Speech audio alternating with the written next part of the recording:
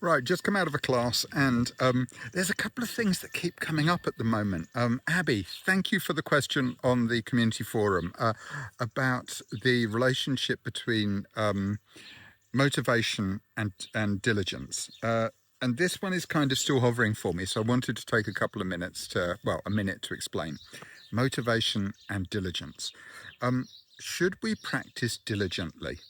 Um, I think my answer is yes, but I think we need to understand what diligence actually is, because I think, to me, we can focus our awareness into certain areas, and we can really make that the focus of our diligent practice.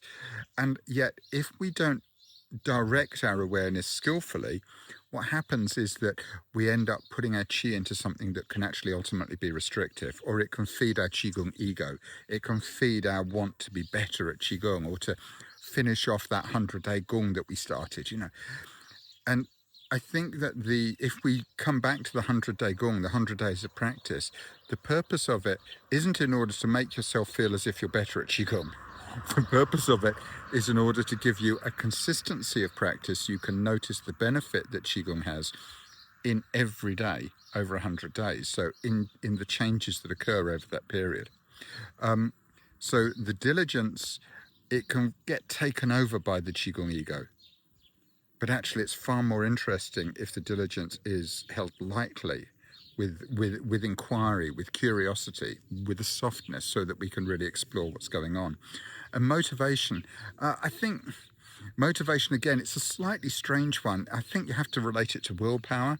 The ability to consistently do the practice, I think, is a really interesting piece. But actually, the motivation to consistently apply what you've learned from the practice is a far more motivational. It's a far more beneficial thing. So yeah, I think we need to look at the motivation, not just for personal practice, but for application. That's the thing that really works.